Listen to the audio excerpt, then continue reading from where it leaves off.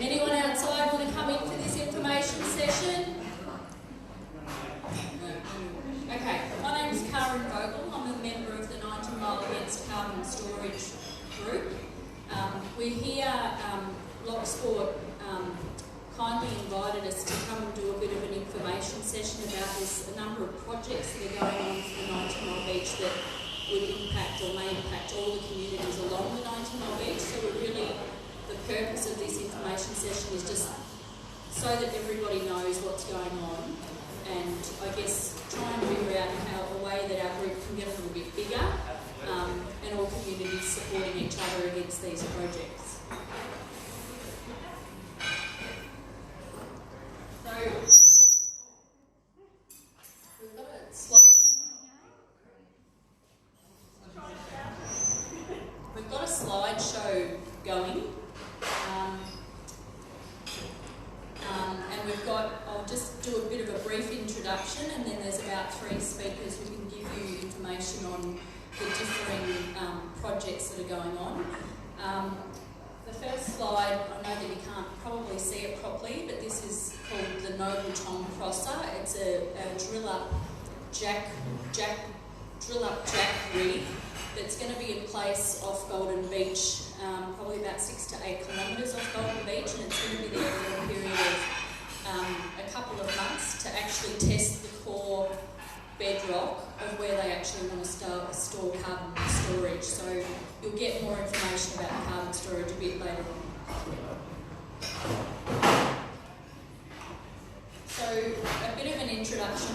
Our group, it's sort of morphed into something a little bit different. We started out as a group in January 2018 last year because we heard of these plans for carbon storage, which means, I guess, to service the coal industry in the valley. The idea was to capture the emissions that normally go into the air, turn it into a liquid and pipe it down into the Golden Beach, into the bedrock under the water. So that's how we initially started. We were a really small group. Some of our members are full-time residents of Golden Beach, some are part-time residents, some are visitors, regular visitors to our where we are. So when I said it's morphed, it was about carbon storage, but now there's actually gas storage. And there's a large seismic survey that's planned, which is about 14,000 square kilometres. So we're sort of trying to stand for a whole lot of things, but the basis is of standing and trying to protect the pristine environment. So Anita Pitch is going to talk about carbon storage. We've got Maggie from Seaspray, who was very instrumental in talking about in the gas and the fracking that Seaspray actually won. And Tracy is going to talk about the coal to hydrogen project, and a little bit, Tracy's got a whole lot of knowledge in terms of what goes on in the valley and how that's going to impact us going all the way, like all the waste gets dumped down into the 90 Mile Beach, and at the other end it goes to Western Port to service Japan, right? Yep. So a bit about the seismic survey. NOPSEMA stands for National Offshore Petroleum Safety and Environmental Management Authority. Anything that happens out in the ocean needs to go through NOPSEMA, and we're finding NOPSEMA doesn't reject a whole lot of projects. Last November, they did reject a 16,000 square kilometre seismic survey. They rejected on the basis that the fisheries and lakes entrance had concern about the impact on the sea life, and the fact that they were essentially going to be asked to hold or pause the fishing until the seismic survey was over. So that was rejected, but not entirely. It meant that CGG Services, is a French company that's doing the seismic survey, would have to reapply and address the concerns of the fishery community. So CGG has reapplied and it's been accepted. That's a bit of that's the area, so it goes all the way from Golden Beach through to Lakes Entrance, so it's a massive area. It's 14,000 square kilometre area, and it's so large they have to break it up into 5 sections, and each section is going to take 1 month to survey. Purpose of the survey is to find available wells, empty wells, half-empty well, whatever. So I guess the goal would be encouraging new business to come in.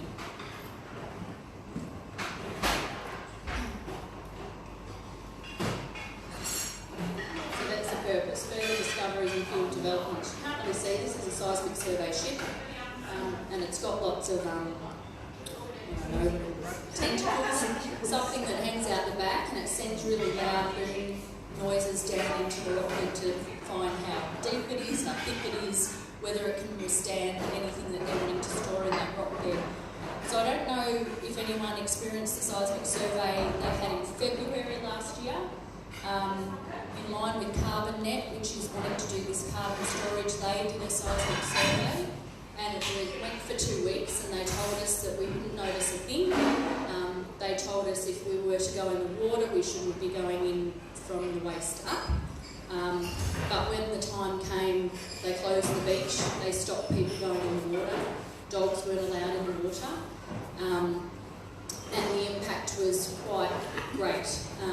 People reported their pictures fell off the walls, people reported that there was damage to their houses, so new cracks started to form.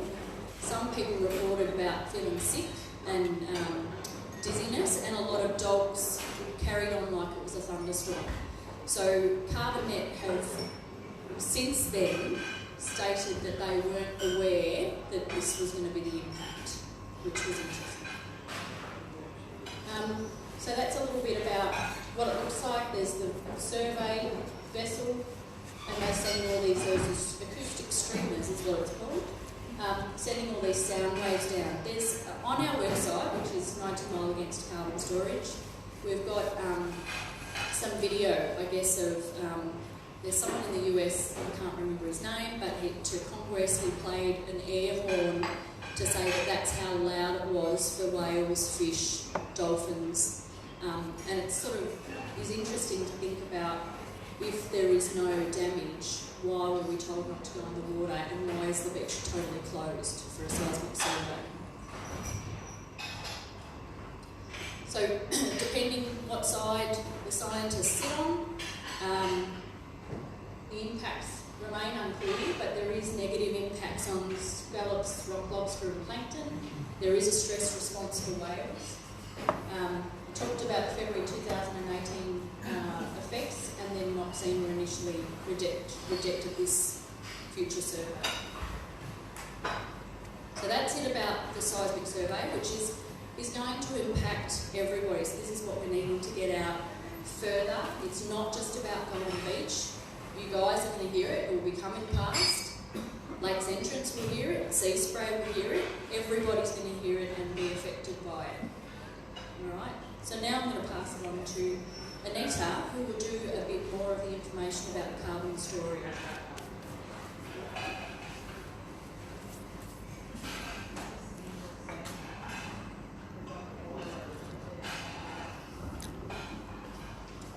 My name is Dr. Anita Fish, and I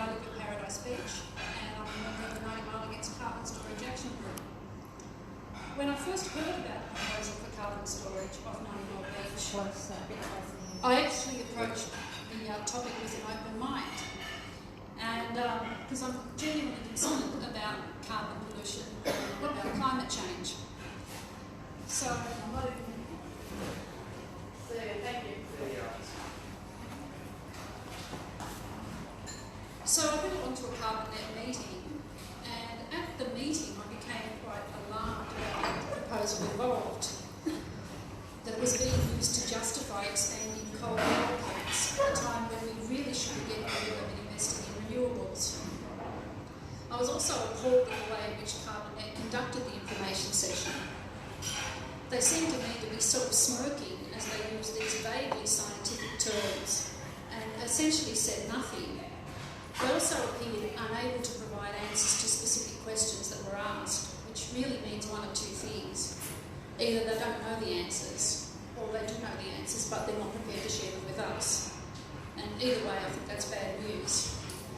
So, I'm looking specifically at one of the claims that was made at the information session, which was that there are 20 successful carbon storage plants already operating around the world. Now, that sounds quite impressive and it sounds really positive. So I thought, okay, this is interesting. I'm going to do some research into this and see what these 20 projects are and whether they really are operating successfully around the world. And in short, what I found was that most of those projects actually aren't relevant to the project that's going to be conducted here. And the few that are have quite significant and substantial problems with them. So these 20 successful projects are not 20 successful projects at all. And I assume that CarbonNet didn't really expect us to check the facts. So that's what I'm going to talk about today.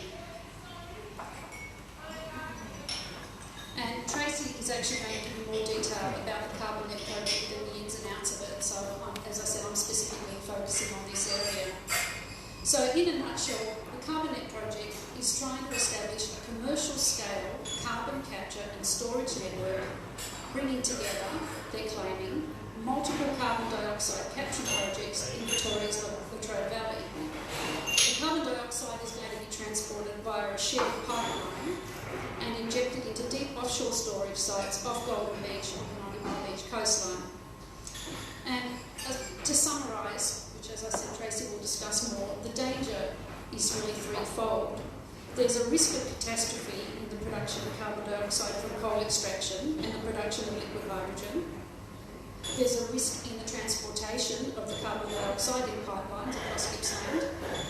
And there's also long-term danger to the environment, to marine wildlife, and to residents from storage of this carbon under the sea along our coastline. So, as I said, CarbonNet are fond of claiming that there are 20 similar projects to the one they're proposing here operating globally. They claim that they're hugely successful, and as I'll show you now, that's a false claim, and they know it's a false claim.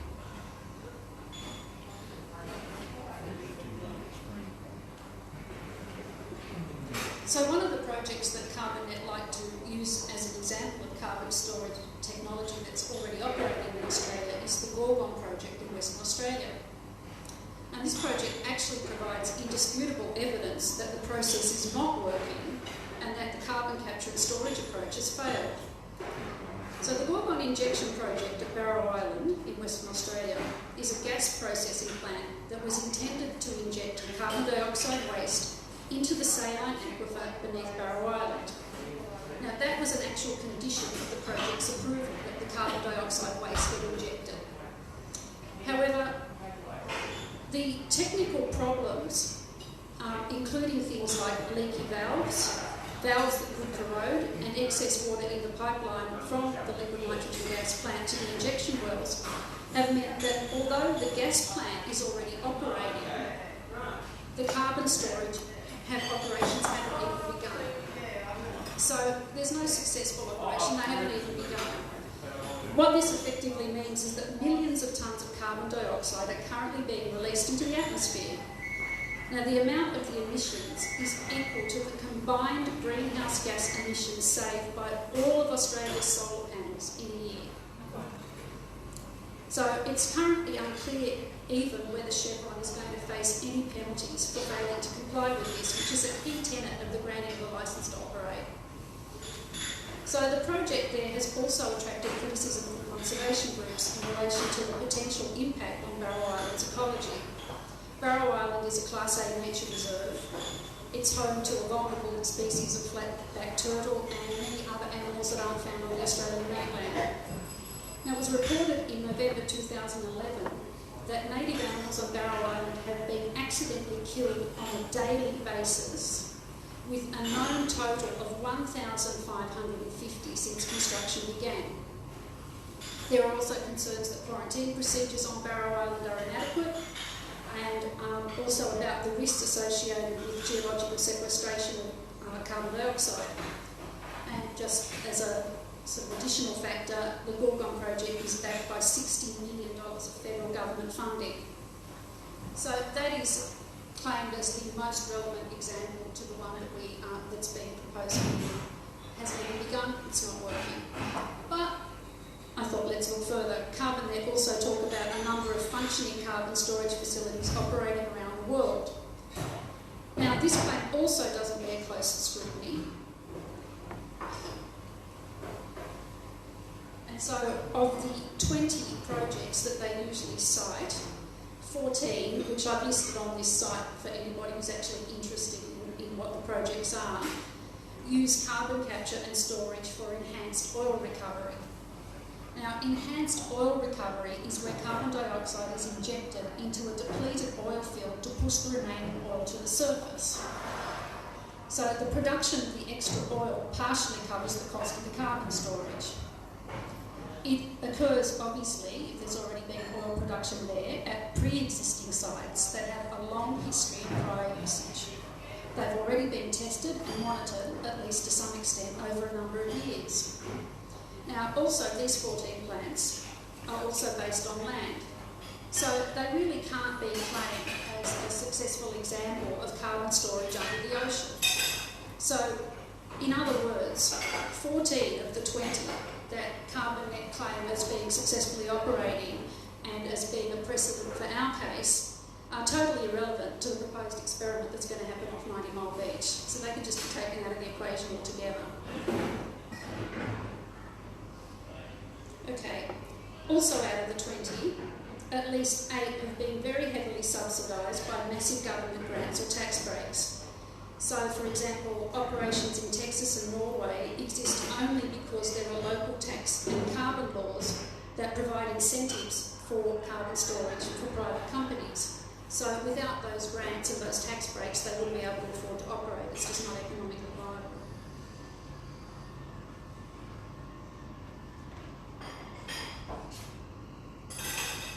Okay, in addition to that, 5 of the 20 have actually been shut down, scaled back or suspended as non-viable or not safe, or both. 4 of the 20 use direct injection into the adjacent area, and so they don't actually send carbon dioxide through hundreds of kilometres of vulnerable pipeline at all as proposed in the project here. They just simply inject it exactly next to the field that it came out of.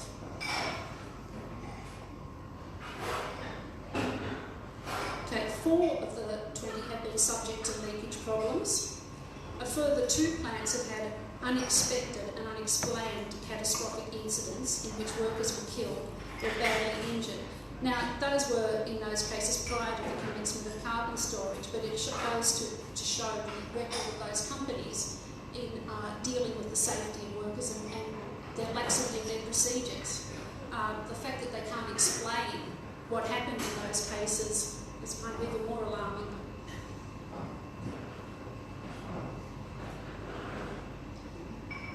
Now, the existing carbon capture and storage plants also don't have a very good record of actually storing carbon either.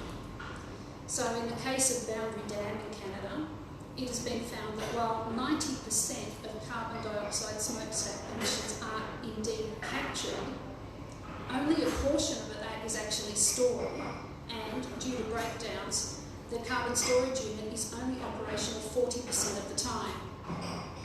And just on top of that, the carbon storage at Boundary Dam actually doubles the price of electricity there. Okay, in the case of the Petronova project in Texas, which is one of the enhanced oil recovery projects that is really heavily subsidised by the US and Japanese governments, the total impact of the carbon capture system is actually an estimated 2% increase in carbon dioxide emissions when you factor in the gas-fired turbine that powers the system and the emissions from the additional petroleum products. 8 of the 20 projects that Carbon Net quote as success stories have actually been operating for less than 5 years, and almost all of them have been operating for less than 10 years. So there's really, when you look at the idea of a long-term solution that they're proposing that is supposed to last for millions of years, and the fact that many of these aren't actually operating successfully at all, I think that really brings up some more worry. So what I thought I would do before I sign off is to just take this data and actually do a sort of a little analysis of it in a kind of a more succinct way. So if we remove the 14 projects that are enhanced oil recovery and on land and therefore irrelevant, we're left with 6 projects out of the 20 that Carbon Net's talk about. So I'll just look at those briefly. The Illinois Industrial CCS project is an ethanol production plant. It uses a pipeline to store carbon dioxide in a saline aquifer. It received a $141 million investment from the US Department of Energy, and commercial injection began in April 2017, so it's still very, very early days yet to see how that's operating and whether there are any problems. The Quest Alberta project captures steam from methane reformer units, produces hydrogen to upgrade bitumen, and then uses a pipeline to deposit carbon dioxide in a deep saline aquifer. It's been running since 2015, actually since November 2015. The governments of Alberta and Canada provided $745 million and 120 million Canadian dollars respectively for the project. Given the expense, Alberta's provisional government says it will honour the current funding commitments on the Quest project but has no plans to fund any future ones. And expert reports have noted that there will be extensive environmental impacts due to forest loss and due to demands for fresh water. The Insula project in Algeria is a gas processing plant that injects carbon dioxide into depleted gas reservoirs in the saline aquifer. It started operating in 2004, but carbon capture was suspended in 2011 as there have been concerns about leakage. And the future injection strategy is currently under review, so that's not operational. Now, the 2 projects in Norway, Sleipner and Snøhvit, are natural gas plants. Sleipner is actually located offshore, and the carbon dioxide is injected directly into the aquifer out there, so it doesn't run through pipelines, it doesn't run across land. So, in many respects, this project also is not strictly relevant to the one proposed here, because there are so many risks associated with the pipeline. Snøhvit began in 2008, and it does use a pipeline to store carbon dioxide in the saline aquifer. Now, both of those projects are massively subsidised by the Norwegian taxpayer. The projects are driven by Norway's huge taxes on carbon dioxide, which means that it is cheaper for the companies to install carbon capture technology than to pay the tax. Sleipner, which began operation in 1996, is considered the poster child of the carbon capture argument. It's generally claimed to have had 20 years of success, but even after those 20 years, it's still heavily subsidised. And a report by the Institute of Civil Engineers in the UK states that future governments would have to continue to subsidise the operation. They also state that the barriers to future projects include regulatory issues and a lack of commercial drivers. Now, the other thing that's been discovered with this project is that the mapping of the ocean structures was inaccurate. So all of that effort they do to map it was inaccurate. There have been leakages of non-carbon dioxide substances in some parts of the project. And the more recent Snøhvit project has also suffered from inaccurate mapping. In 2010, it was discovered that there was less capacity than they expected, so now they're drilling and fracturing around it to try and increase the capacity. And as we've already discussed, the disaster that's happening on Barrow Island.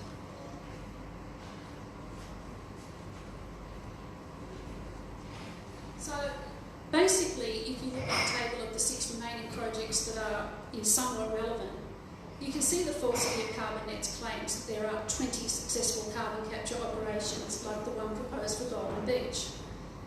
Of the 6 that have any relevance to the project at all, each of them can be eliminated on multiple grounds, including safety issues, or the inability to make the technology function at all, and the fact that they're not economically viable.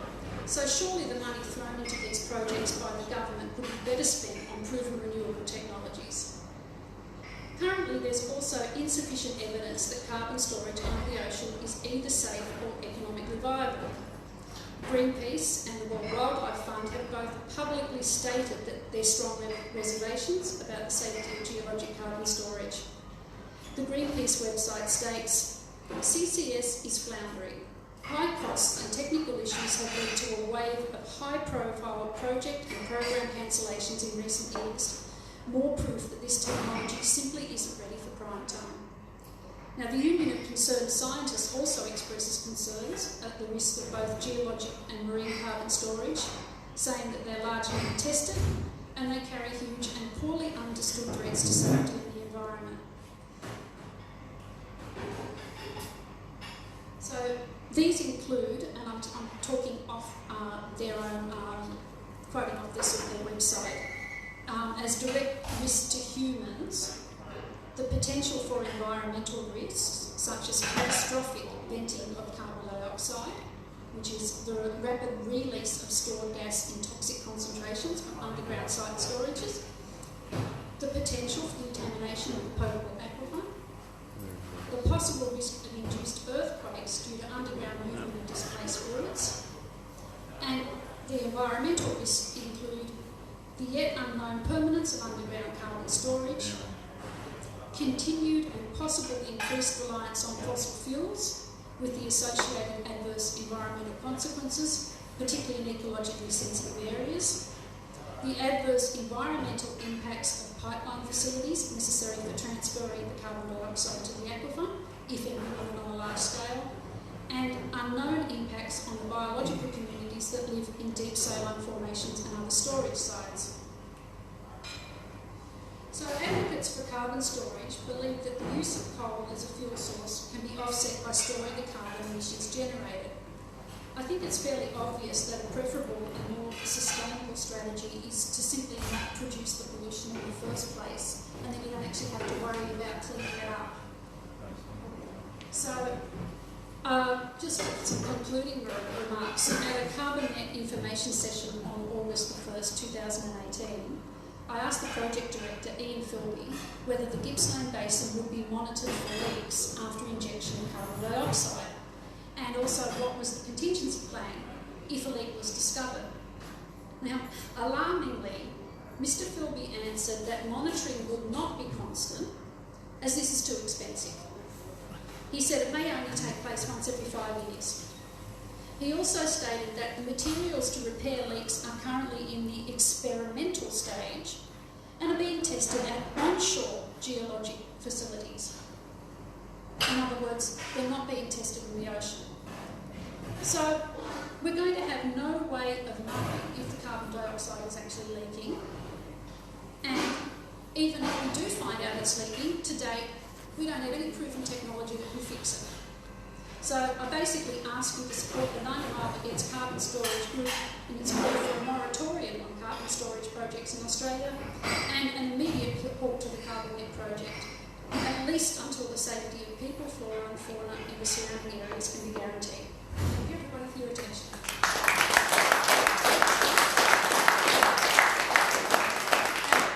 These are my voices, I'm kind of losing it at the moment. Thank you, Anita. I think it was a bit shocking hearing all the money that's spent when we could be putting that into renewables. I was sitting back and I sort of want to tell everybody we are not a greenie group. Not that there's anything wrong with a greenie group, I think that that's fantastic. But we're all just here trying to protect our environment. So one of my posts the other day, someone called me a left-wing greenie, so I just wanted to make sure that that's not accurate. Before we invite Maggie, who's actually from Seaspray, to talk about the fracking that Seaspray did a fantastic community effort and got lots of communities together and actually got the fracking banned. We don't have any slides about the newest project is from GB Energy. It's a brand new private company that have located empty well 3 to 4 kilometres off Golden Beach, and the purpose of that is to store the oversupply and undersupply of gas for Longford. So it would involve installing 2 new pipes from Longford down into Golden Beach, offshore Golden Beach. One pipe, the gas would come out of the well to service when there's an undersupply in Longford, and then when there's an oversupply in Longford, they don't need the gas comes back and gets stored in the well. So GB Energy is a really new Australian company. They've done a number of community sessions. They've put a bit of money into the town to talk us into the fact that it's going to be a great thing. They can't guarantee, they've actually got no financial backing at the moment and are looking for financial backing. And they can't guarantee, I guess, no matter how much they say that the gas is servicing Victoria, it's not a guarantee that that's going to stay.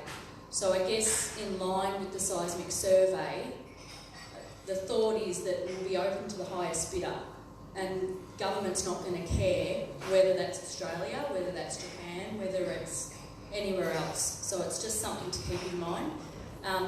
But Maggie can talk a little bit more about her knowledge of gas stuff.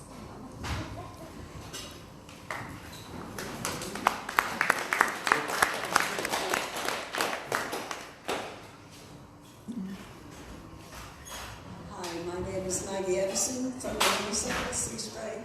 Now, Karen was supposed to be here today, so she's caught with the flu, and she'd probably do a better job than what I could. But yeah, we were all there from the beginning. And okay, it's about CSG, what we went through, and fracking, but it's more or less much the same. Because they're talking about conventional gas now, and I'm sure Tracy can tell you a lot more about the ins and outs of all of that. But yeah, it must have been about 5 years ago, we had our first meeting that we heard about this coal seam gas was actually in Sale at the neighbourhood house, and we'd never heard of it. And we'd been living in the honeysuckles for a while. We had our land for about 28 years, never heard a thing about it. And anyway, we went to that meeting, and then we found out that in Poowong they were actually having their declaration day, where they'd done a survey of all the community, and the majority of the community, about 98% or something, were against it and wanted more information and all the rest of it. Anyway, we went to that celebration day, and there was hundreds there from all over, because other communities were getting to hear about it all as well.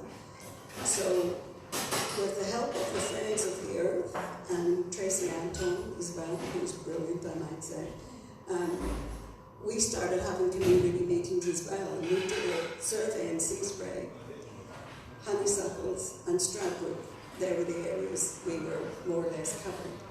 And 98% of our people said they didn't want gas fields, because we had lakes oil in Seaspray, and they actually fracked less than a kilometre from the school. And we were actually down there at one time when they were fracking, and the noise is horrific. Not to mention all the other problems with it. It was 300 metres from Merriman's Creek, which was the town's water supply. Even the farmers can't use, ponds that close to the creek. And the kids in the school were horrified. They thought that there was actually a jet landing in the schoolyard. They were that frightened. And anyway, we had meetings, we did surveys, and we just kept on with that. And then it was going through all the other communities across Gippsland, Murray North, Ballara, lots of areas. There's quite a few, I can't even remember the names, some of them. But through when everybody started getting a bit more information, because through Friends of the Earth, we found out what that was happening in Queensland, because in Queensland it had been going on for years, but the people didn't know much about it. And it takes a long time for any leaks to happen, which is it happens quite often up there. And people who even, one of the ladies in our community in Seaspray, her mother lived up there, and her little town in Queensland was literally shut down because it wasn't safe to live there. You know, and she was the last one to stick it out before she actually passed away. And so it's very sad when it gets to that extent. But we had our declaration day, I think it was about 6 months after. We held community meetings. We got people from the environment to come down and speak at the meetings. And we had the legal people as well. Tracy, what do they call them? Defender's office, yes. And we had different people who could come down and explain to everybody what exactly this was all about. And at that time, Ryan was Peter Ryan. And of course, they said, it was all Labour's fault. They gave the licenses out all those years ago and all the rest of it. They never did anything themselves to stop it, or they thought it was just a great idea. Until we started going to their offices and sitting outside. We had knitting nanas and everything. We had demonstrations in the city.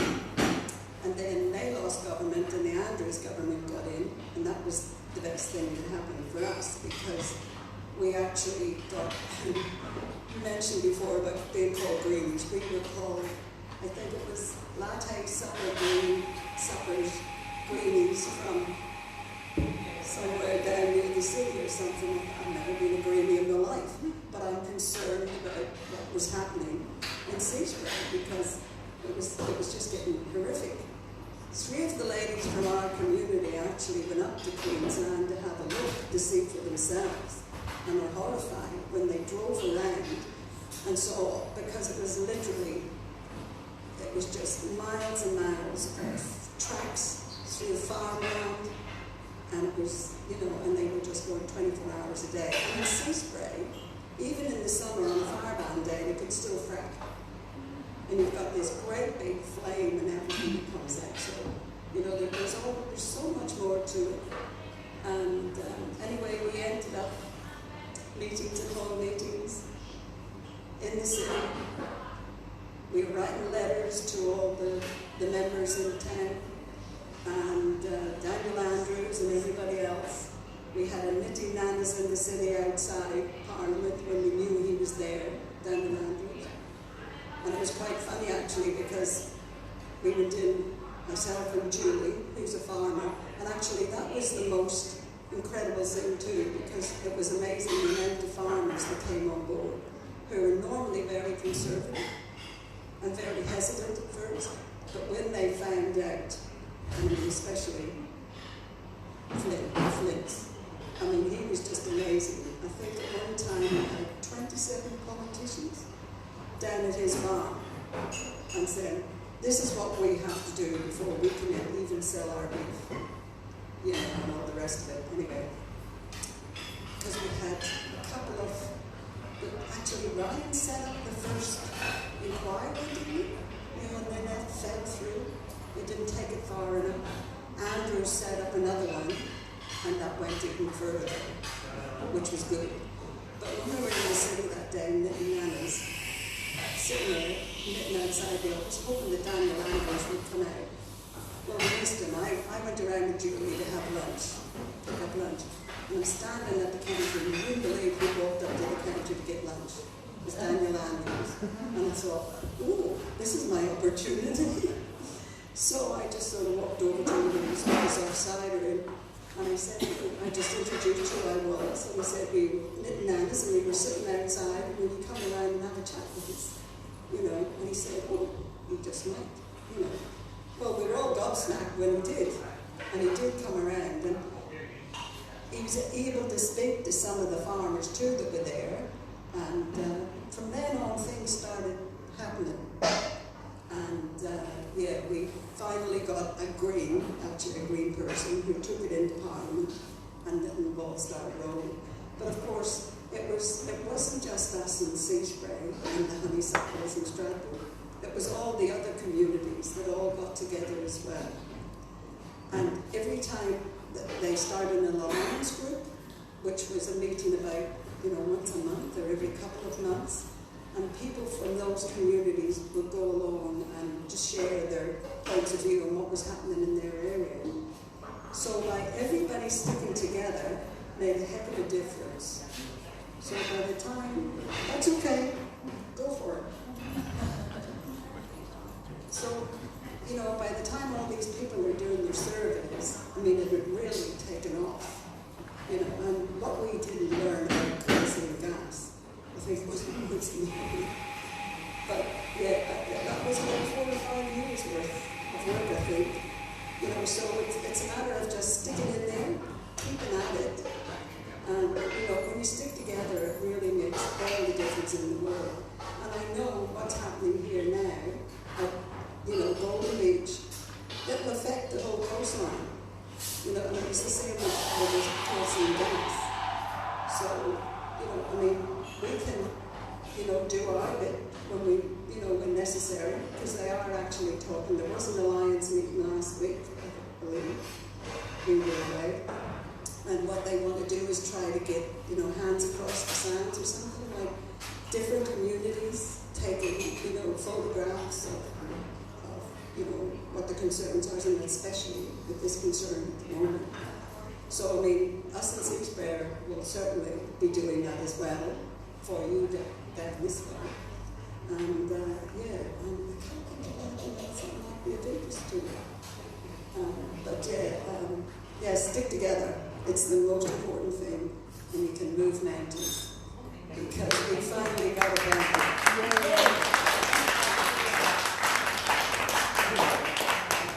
Just a bit aware of time. Amy does have a video, sort of montage of photos of all their protests and stuff. Yeah, they were successful, but we might play it at the end if we've got a bit more time. And we might get Tracy to talk about all other things.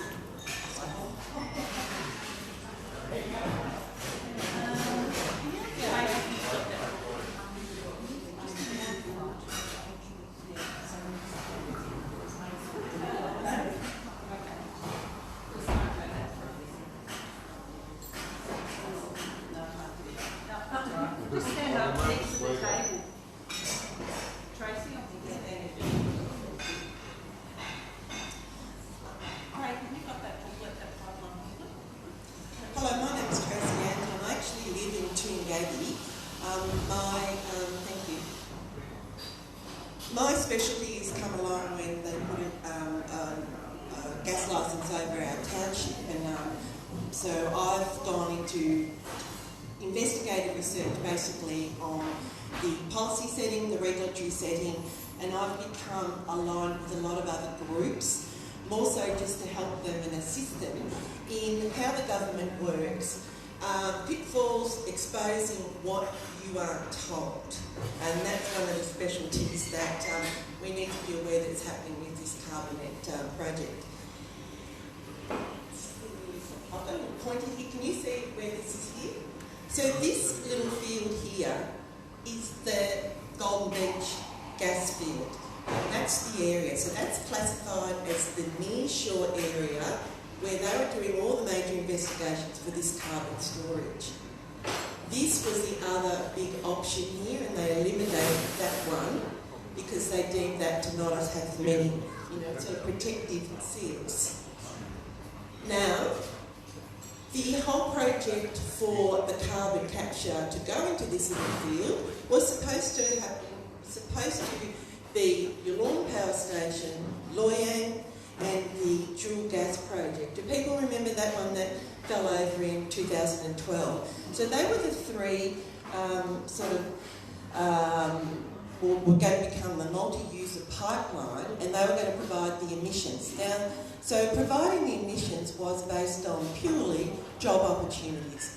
So they were extending more networks for job opportunities. We were not taking CO2 out of the air and bringing down the world global account. We were just continuing on and that's when they were going to do a pipeline. It's at least 100 kilometres to 120 kilometres to this field here. Now, can you see this little arrow there? So there's a little arrow, that's called an anticline. So in the rock formation that is under the seabed, it's like a little dome effect. That is why they're saying that is chosen.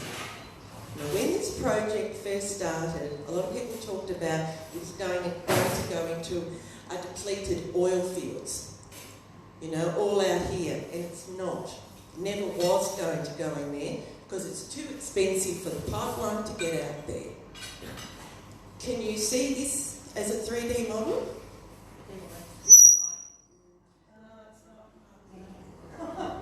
This is a very good model because what happens where these fields are, gas, and so the red is the gas and the green is the oil. The oil comes up as basically columns and it stops the oil and gas and it is trapped in there by cap rock. So this is a 3D model. Can you move this screen anyway to get that picture?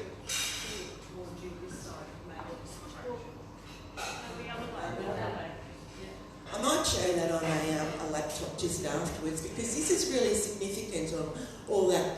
So this is high up. You'll see this different. That's 600 metres up from there to there, and it's 25 kilometres. So we know that some of the oil fields out there are about 40 k's.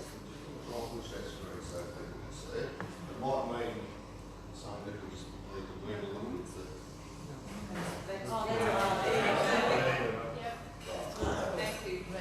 Right.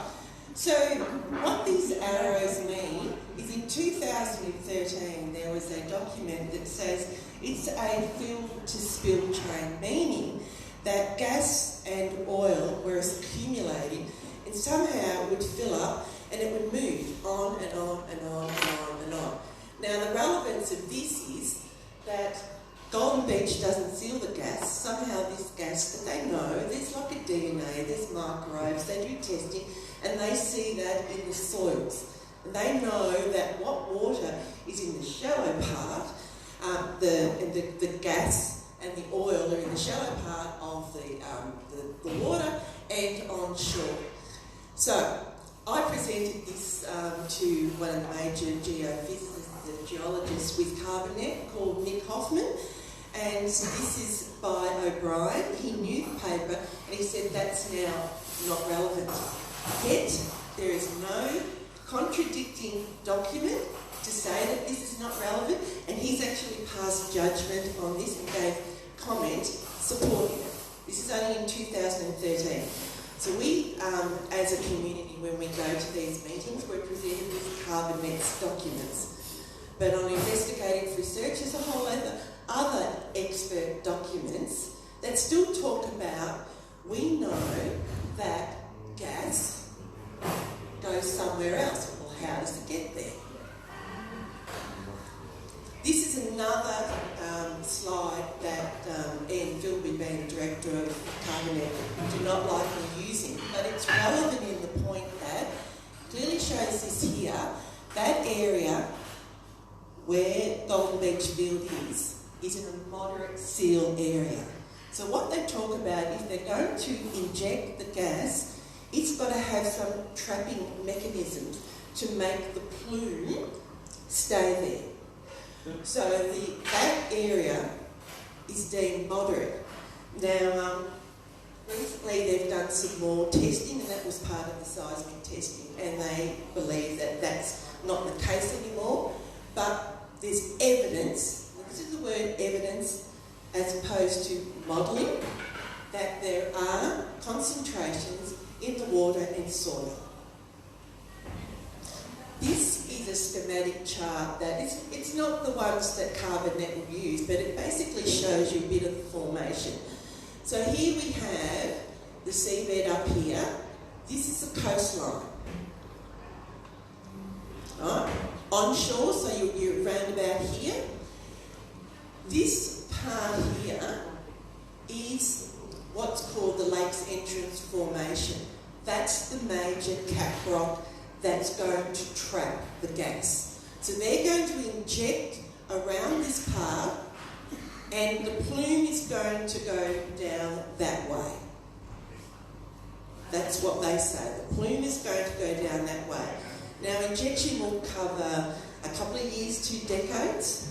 The dissolution, where they say the carbon dioxide will dissolve and become a mineral, goes over periods of thousands of years, and then geological time is millions of years to prove storage. So we're looking at in the short term for the injection of a couple of years to decades. So you see how there's a little gas column here? Somehow that Golden Beach field, that GB Energy want to extract gas in, it's empty, or it hasn't got much in it because it's leaking. That same field was started by Woodside in 1967, has 14 wells in it. Part of this data collection is to prove that those wells have integrity and that the CO2 will not leak up the wells. These are the 14 wells.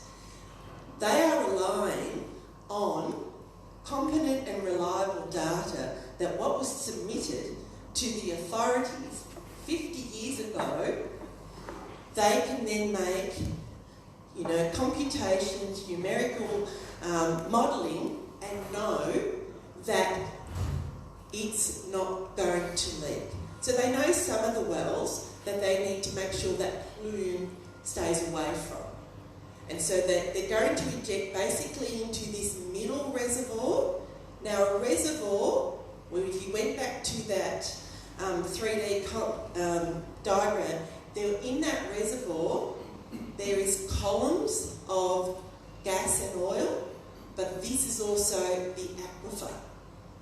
And there'll be a picture of that later. So this is the cap rock, and there's another part here that is what they call a coal seam, and they believe that that's that other secondary seal. So you've got two major seals here, which is the cap rock, a coal measure. So they injected here, they wanted to flow the plume to flow down here, and then somehow they already know that it's going to sneak up into this reservoir, but the aquifer is going to push it that way. That's what they know. So, this is it. So this is your Lakes Entrance Formation here. So that's their top seal. That's the shoreline there, and we're basically that's down that way is the coast. Right, is there many farmers here, or anybody knows of some of the local farmers who have seawater intrusion into their aquifers? So whereas they used to have fresh water, with the extraction going offshore, it's sucked in seawater into their aquifers now. So we know, and this is what I do, this is one of my pet projects, is the aquifer depletion from offshore oil and gas. So we know already that there's not enough data collection, there's not enough monitoring, and then it's deliberate by the government. It does not form any case studies anywhere in Australia because there is not enough monitoring points or data. Yet, they were able to determine that one of the appropriate seals here, this salinity wedge, is going to be the other reason to push the plume further away. So this is it. We have this shallow aquifer. A lot of people know that that doesn't even exist anymore because they're so run that dry. The only time there's water in there basically is when it rains. A lot of people are pulling from this little aquifer down here, and then that's the one there. So here it is. It's going to come about 1.8 k's. They're going to inject down here, and it's going to be around about 7 kilometres offshore. And that anticline dome over the time, it's going to dissolve, it's going to move, because CO2 migrates upward. It is very buoyant because it's lighter than water. And that's the thing that they need to know about the salinity. They need to know how dense the water is. So this is one of our major concerns, is that, I'll go to the next slide here. I'll go backwards for that one. That's acceptable. So what we know with, I might go back to the other one. Right, so what we know about all the studies that are coming out with CarbonNet, that it's all about the risk. And they can't 100% guarantee that there is no risk, because the regulatory standards said if anything's going to occur above a 10% probability of a risk, you have to prove 90% that you can cover that risk. So that's all they have to do, prove 90% that there will not be a problem. So we have a 10% risk. So when they talk about there is a low risk of something, sort of going into the shallow aquifer, it's because it's real. They're currently doing atmospheric and marine monitoring offshore. So has anybody seen those ones off the 90 Mile Beach? That's all the buoys that they've got out there. They're doing that monitoring to establish a baseline testing, because it's real that it can get up into that aquifer. Now, if that gets up into that shallow aquifer, that shallow water, you've got problems then with the sea life there, and then that then merges onto the shoreline and then into those shallow aquifers onshore. And that's real. So it depends how they word it as low risk. Do they word it as a positive, or do they word it as a negative? Now, when we go to our meetings, unless you do that extra research like Anita has done, you're not aware what goes on. Now, one of the classics I've got here is we've always been trying to get some information on the pipeline. So this pipeline that's going to occur, they don't like talking about it. Because, all that stuff. It's been happening for years. Yeah, the pipeline. And a lot of people do reference, look, this pipeline's been out there for ESSO, for years. There's nothing wrong with those. Well, CO2 in a compressed state is highly corrosive. So most pipelines are done as carbon steel, and with CO2, you can't have any water element to it because it will corrode. That's, as Anita said, what's happening in the Gorgon project. It corrodes. So it was interesting, a couple of days ago, I found a 3-page summary by the CarbonNet director, very fluffy, very, sort of nondescript about the pipeline, just mentioning about the cost. Now, it's been a bit of a sore point that we've said you need multiple users to determine the viability of that pipeline. And they won't admit to that, but that's what they had to do, and that's in all of their documents. Now, we find out that one of our last meetings that the director and Philby told ABC that there will only be the coal to hydrogen project. So as it stands now, that doesn't even exist yet, because the pilot program, if it does come to a head, it will not be, it won't be capturing carbon. It's up to if they take it to a commercial stage, or they have to build it then. So they haven't even got a commercial business case existing in Latrobe Valley. So in the meantime, they've got to provide a business case by 2020, because that's when their funding runs out. But they've got nothing to capture yet. So in the pipeline, so what they do, they want to take shortcuts when it starts getting a bit problematic about how are they going to pay for this. They've now realised that they can't get all the contaminants out of the CO2. So then how do you build a pipeline where it's not going to impact and corrode? CO2 in its compressed state, if there is a leakage, which is a risk on any pipeline, and that's part of the risk assessment through the Australian Health and Safety Standards, they now deem that this particular pipeline, hydrogen sulphide, might be more of a risk than what the CO2 does. And the CO2 displaces air and it can be instant death if it's a mass release of compressed CO2. So the first 3 pages I've got here, then I've got an expanded 13-page document of really what is going on with this carbonate pipeline. And it's this thing that they don't want us to know about. So, as a community, when we go to a meeting, we want it to be transparent. We want to know what's going on. We want to know what the risks are, but we're denied that. So that's one of the reasons why our group actually exists, to expose things like this. We are pushing them to the edge to tell us actually what's going on. And every time we come up with something to basically highlight the truth, they change their story.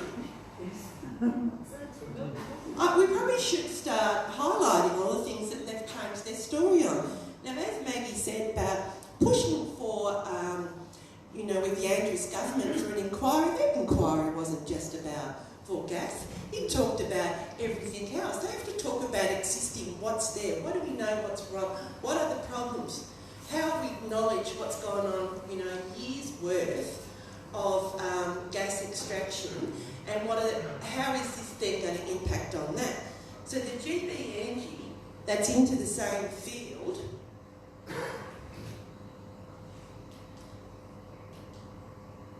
that's GB Energy, that's this one, that's going to go into that same field. They'll be putting down drills a little bit higher. Now, in one of the meetings, and this is hearsay because I wasn't there at that meeting, but their director said it's not ideal having somebody else in the same field drilling. Not ideal. Of course it's not ideal. So, here you have, so when you drill, now you need to understand that I'm in contact with some major drilling engineers, chemical engineers, all the drill site managers.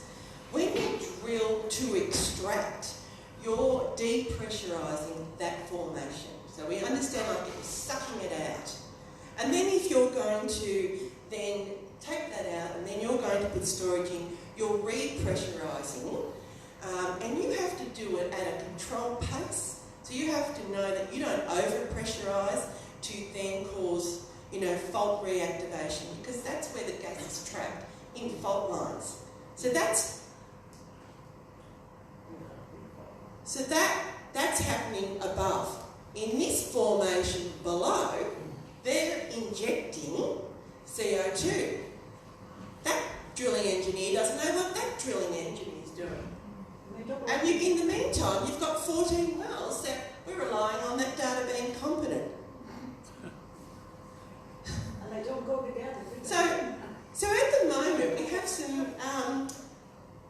there's something going on with government, because you can't have 2 projects together, working together like that. In theory, they can if you had the optimum and people know what's going on.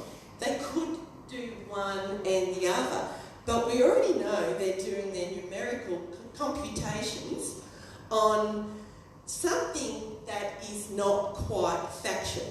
One of the documents I've been waiting to come out and become public is from the National Centre for Groundwater Management, and it was a 2017 workshop, and this is with other countries. And they've determined that you can't model. Modelling now on groundwater is unreliable.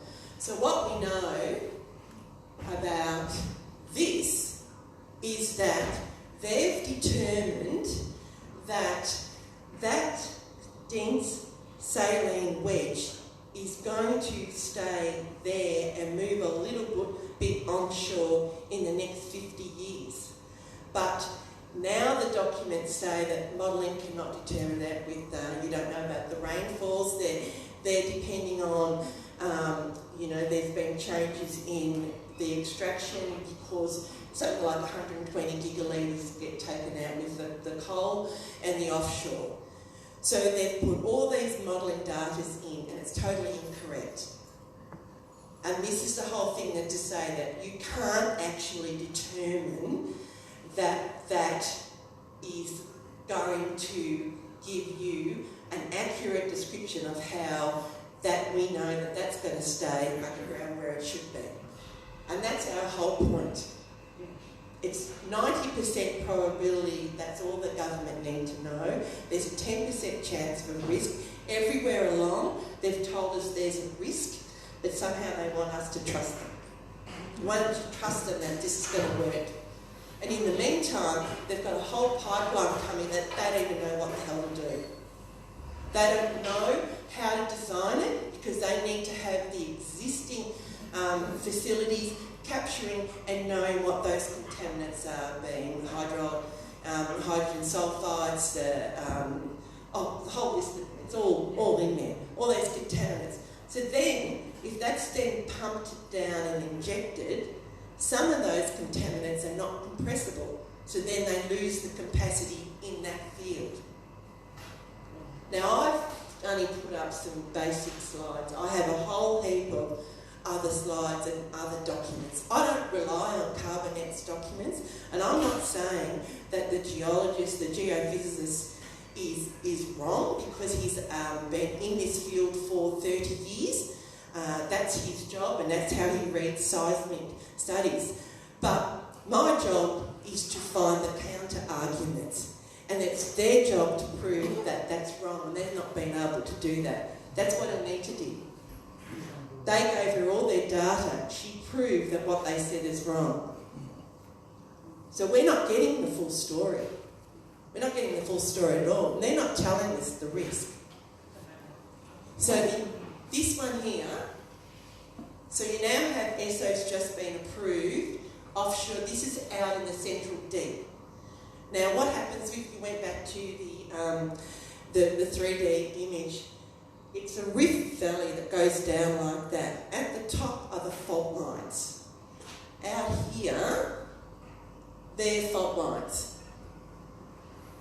Okay, so the problem is out here, the deeper you have to drill, the more dangerous it is and the more risk there is. We're going into the continental shelf here. On the continental shelf, there's a document out there that if there is a landslip or an earthquake, there's a potential for a tsunami. So this is really, really problematic, and I'm furious with NOPSEMA for allowing that. This is how desperate they're getting, and how the government's just going, just go for anything.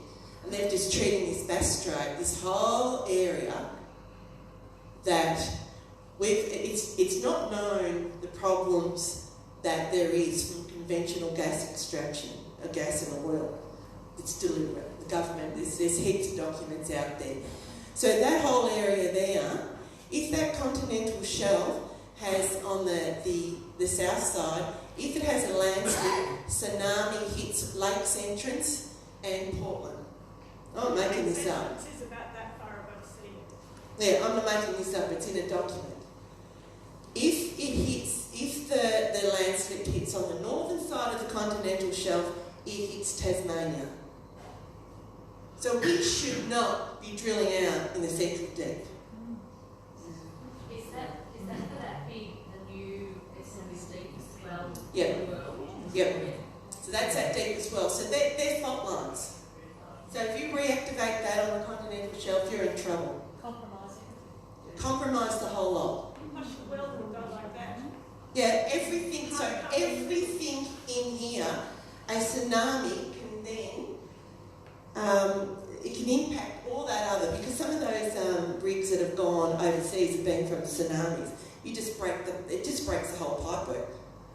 Because you've got no warning. If you're going to have a cyclone off on Barrow Island and all that, they shut down shut it down at the seabed, and everybody's offline.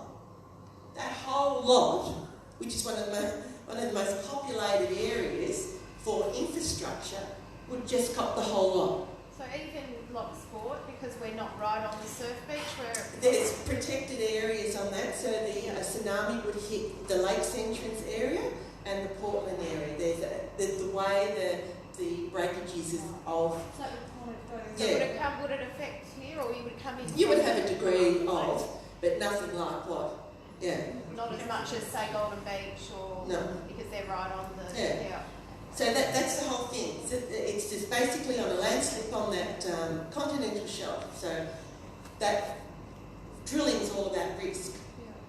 And it's the expertise. And we know that there's, that the expertise is there, but the risk is there too. And that's...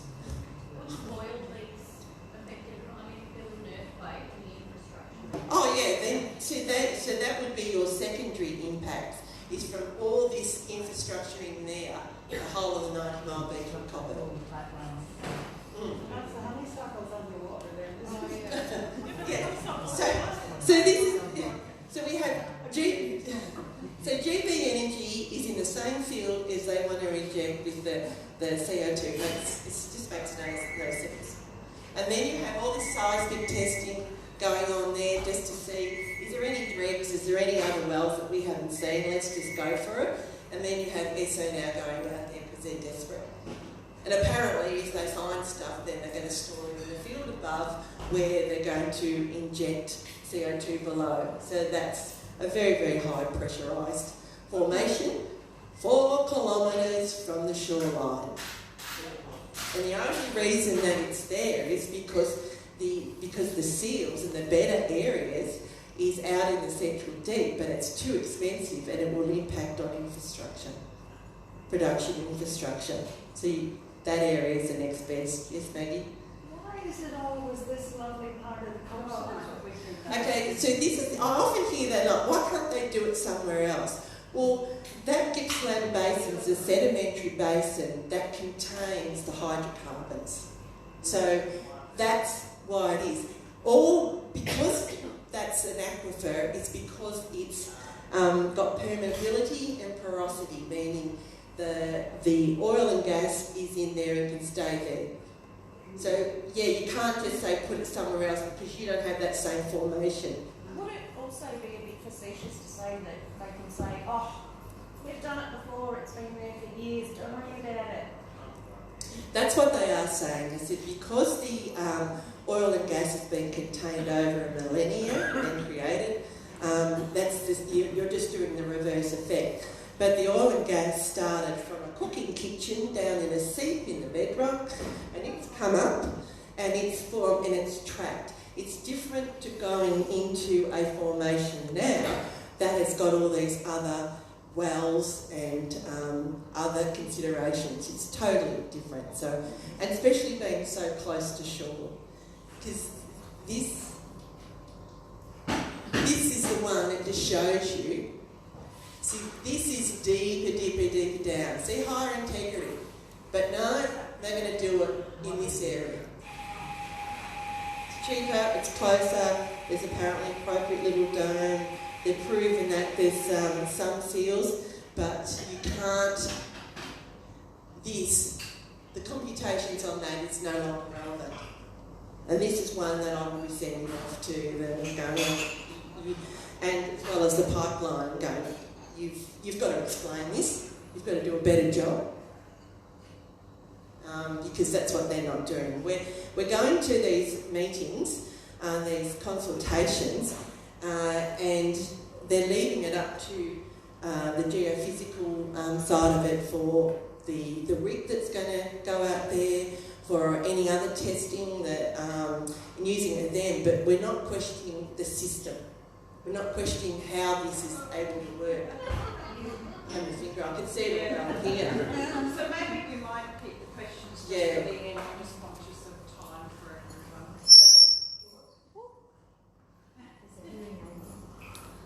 So now we're going to conduct a question and answer if anybody's got any things that they'd like to ask. Anyone's unsure of terminology, please ask, because there's a lot of terminology in all of that. So if anybody wants, ask away. Or if anybody wants to see any other diagrams. I'd like to see that 3D one that we couldn't see, please. 3D one. There you I have a go. question. Yes, hello. My understanding was that onshore fracking was essentially illegal in Victoria. Okay. All right. been renamed as Carbon Storage. Currently, I'm a ratepayer at Golden Beach. Currently, or I guess my question is this, via the Ratepayers Association, etc., can we apply pressure to such people as the Surf Lifesaving Club that has now opened themselves as the project management headquarters? For argument's sake, they're running boats and kids as volunteers, patrolling beaches, etc.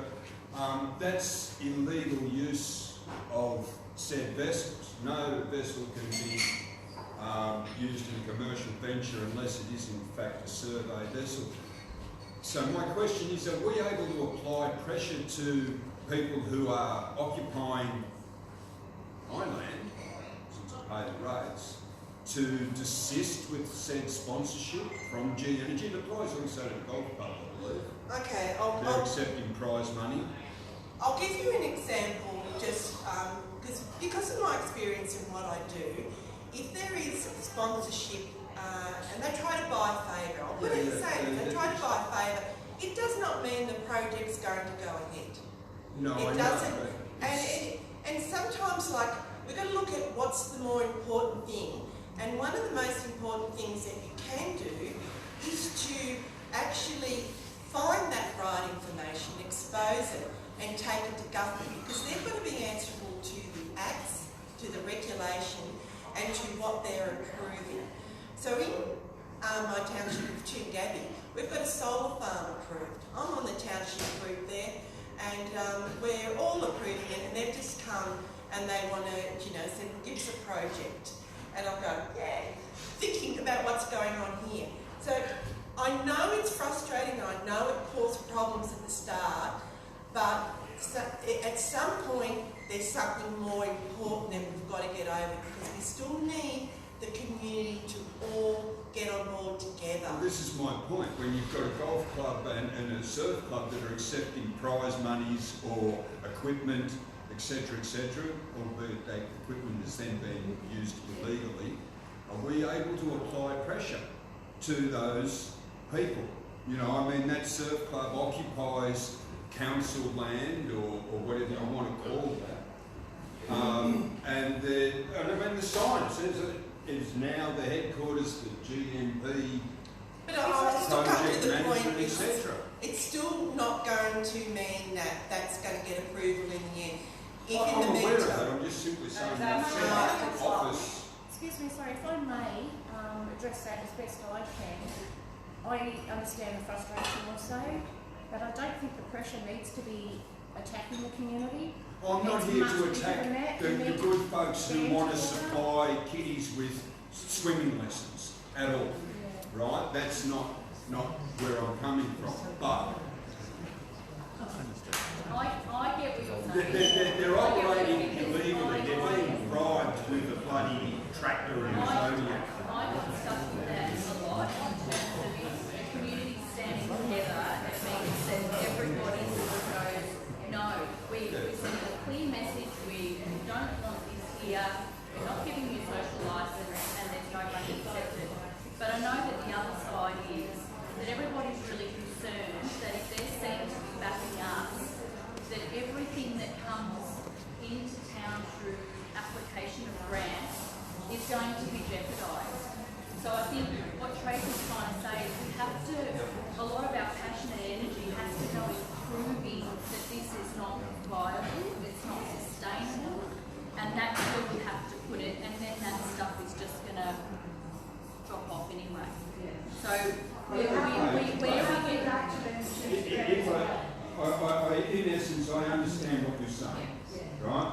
However, the commentary still stands. To operate non-survey vessels in conjunction with a commercial operation under the USL code is enforceable by the Victoria Police.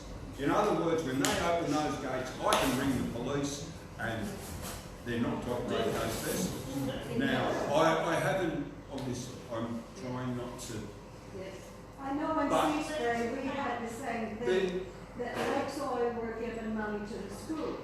and they were giving money to other things in town as well.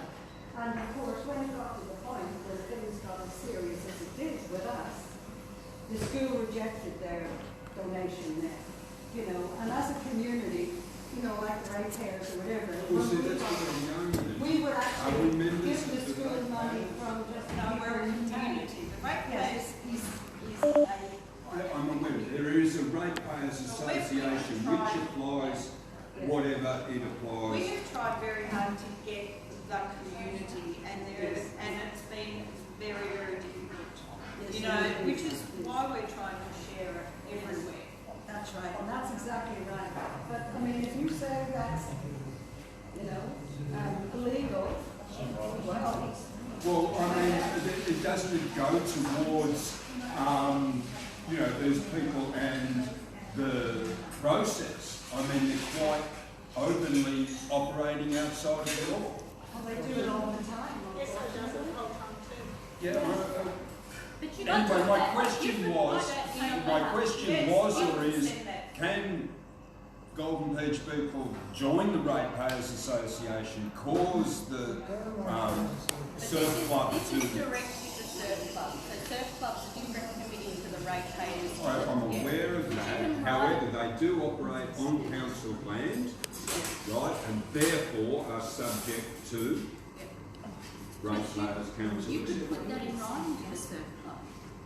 Oh, And point it out to them. You can join the ratepayers following the steps of one person member. yes, I'm And aware. then you can write a letter, but we can't push them to do anything. And they That's won't, trying to they raise won't. And writing to government's a good thing too, because we found even people that weren't in the Ratepayers Association, you know, like when we all started up, it wasn't really just specifically on ratepayers. It was the whole community. So the whole community was sending letters to the government and all the rest of it. And that's Do you a big understand thing. that they are, my point, is that they are using that space? They'll use any space they have an opportunity. We understand. So this is where we're trying to get everyone to join together, as well as individually. You know, we're only a small group because we have tried to bring the whole community together, and people have chosen what they've chosen, and they have the right to do so. So individually and as a group, we're trying to show that this project is going to damage our beautiful place. That there are holes in their research. They keep treating us like idiots, and we keep showing them that we're not. So we need to fight individually and as a community. I mean, everybody has different ways of going about it as well, you know, and some people are good at one thing and other people are good at others. But that's what it's all about, bringing the community together. Not just a certain section, it's everybody, and the survey is really good for that. And Next question. Thank you. Yes, go. Is the new proposals at GB Energy, what are they called? GB Energy. Has anybody asked them what they're going to do with the inevitable radioactive waste they will have in their pipeline? They're going to feed it to June Reinhardt. I need to mention because Tracy had mentioned this. I think Tracy does a really good job in explaining and making it a lot clearer. But we all come away from these community or the meetings that are run from GB Energy and CarbonNet, we actually come away a little bit more fuddled than what we went in with. So the last two meetings ago from GB Energy, they actually told us that this cannot be stored in the same place. That carbon storage and gas storage do not go together. Doesn't matter. With gas, any gas that is extracted comes up from the carries with it radon, which precipitates in the pipes, and when they clean the pipes, so it has to be passed by the sludge is radioactive and has to be disposed of. Not under EPA law, but under the health department. And at the moment, it all goes to ducks and downs. So we need to fix out exactly what their plan is to deal with that. And that's where we need people to come to the GB Energy meetings when they say, right, we're doing this. CarbonNet, I think, is coming out on the 27th. they are going around in circles and not giving you They a do, proper but answer. we've been quite strict in terms of they need to stand up in front and address us because they do sort of divide and conquer. Yeah, that doesn't work. So we've sort of said, you need to stand at the front and address us as a group, which has worked better. But we actually need people to come along because it has a very small amount of people that come. So having those questions like you've asked them to It's a good idea. Pin them down. Yeah, pin them down. Yeah. Hey, Craig had a question. Craig, you have a question? I want to hear it. Oh, to Tracy? No, just the 3 meetings. No. No, can we just have one conversation? People are asking questions, please. Is there any more questions? Anything people don't understand? We've got experts here. Tracy? Craig's got a question for you. And I've got one up, great. Okay, I'm a new boy to the whole thing. I've got a poster on my gate. I've had it there for 2 years and I am interested in this. I've done a lot of personal research just to learn it. And I'm really grateful for having been able to learn some more fairly hardwired facts today. But can I just share with you, because it might help going forward. Yep, do you want to go and use the mic so people Sorry, I'll stand up, I'll shout. I'm still personally, and maybe I'm not that smart, but I'm still really confused. What are the key issues? It started out as storing waste CO2 in the bedrock off our beach. I understood that, that's why I put your banner on my door, on the gate. But then it's now become storing gas, storing waste gas, seismic testing either on new resources to expand a long-established resource, or it's to find holes to put the gas in. So can you help me, and I suspect others in the meeting, what is the key issue? Because Tracy, you were brilliant on storage, but I'm very unclear about CCG. I've read them, they're a French company, and they're going to find some stuff and sell it to the highest bidder. $2 company?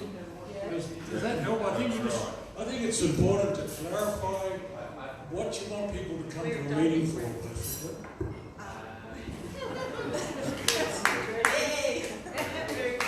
But this is all about asking all the questions. It shows how farcical it all is. The bottom line is, I don't believe the carbon capture storage is ever going to happen because it's dependent on a coal industry doing what they're doing, and the market's going to determine that. I know the pipeline's not the goer, and so that means you, as the end result for carbon capture storage, won't happen. But what we do know is that governments are idiots.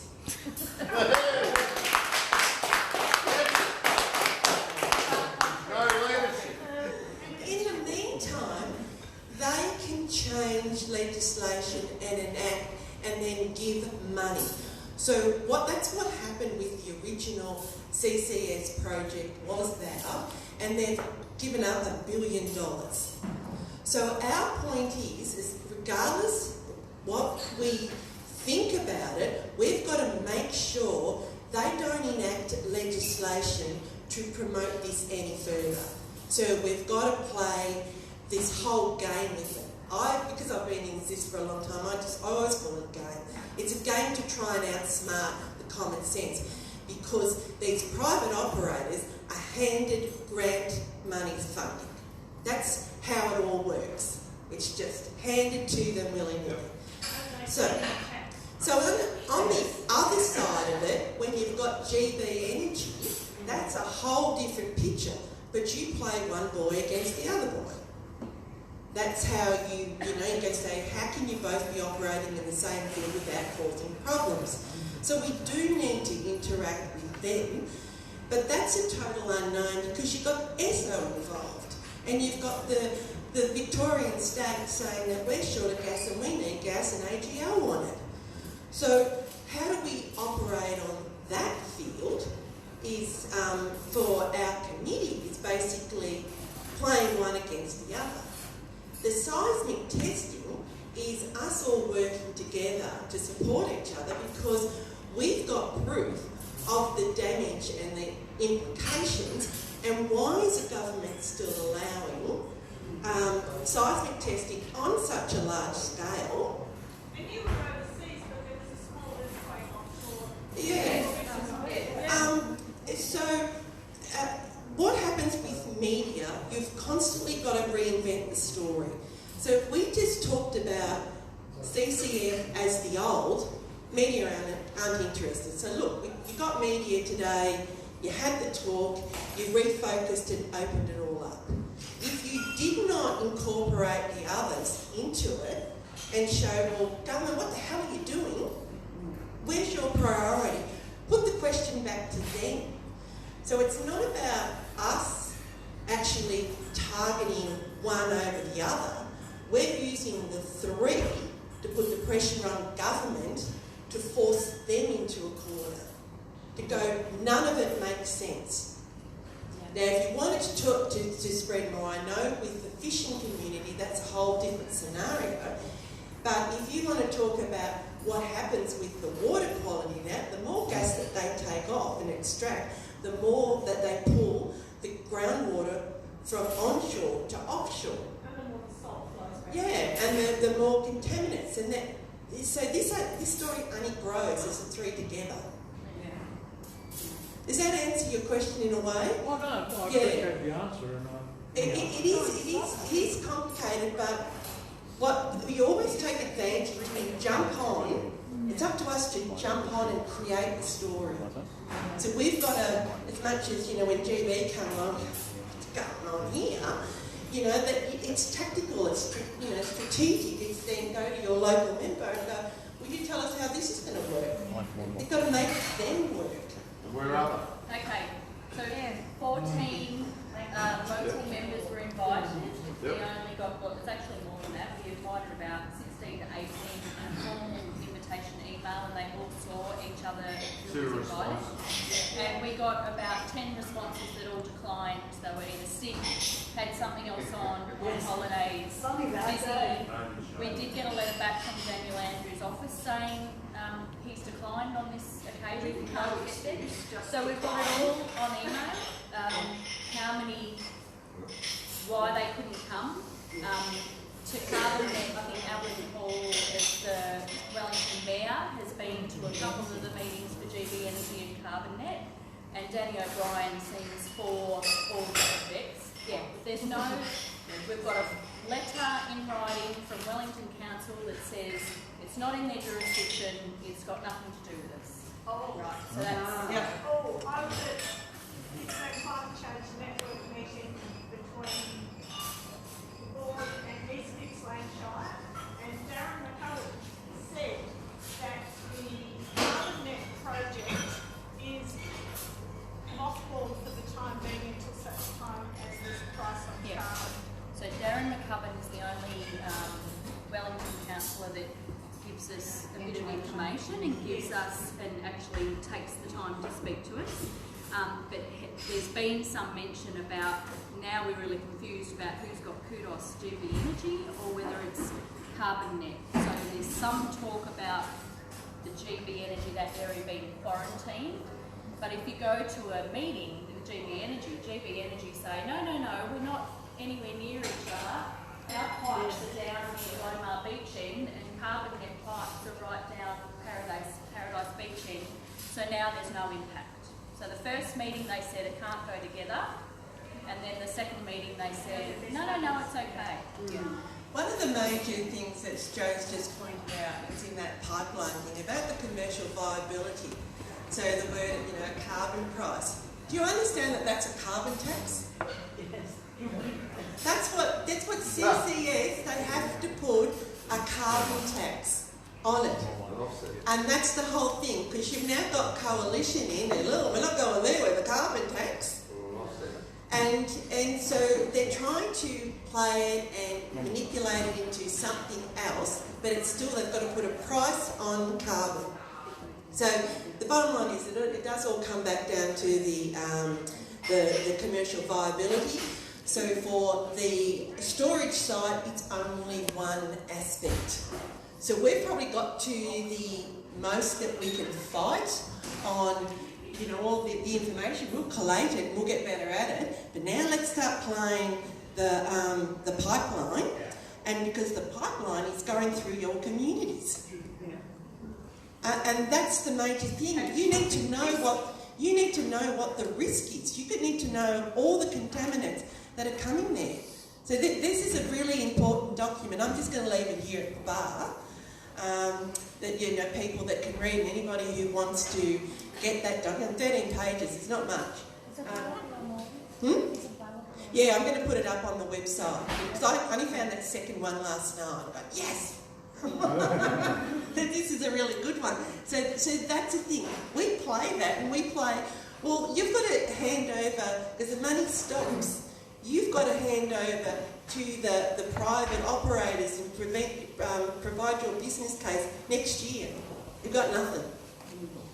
But didn't Ryan say years ago that we had 30 years worth of offshore gas? 100. Yeah, Well, he said. They're due to change. So the Kibaturan field is the dregs of the field. So that's full of, it's the dirt, what we call classified as dirty gas. So it's full of mercury and CO2. So the EPA gave that, we would work together on that. Yes, but that's probably the whole point of doing energy gas storage. Because every time they get too much mercury coming in at one the new plant breaks down for the reason they can't process any of that gas, so they need to target something. So 5% power. I'm going to have to stop this video. Oh, great. And there's a Hope you all film enjoyed chain, it. and then the mercury can leach That's it. out. See, that's the sort of things that we need to start You'll exposing. have a great day. And we need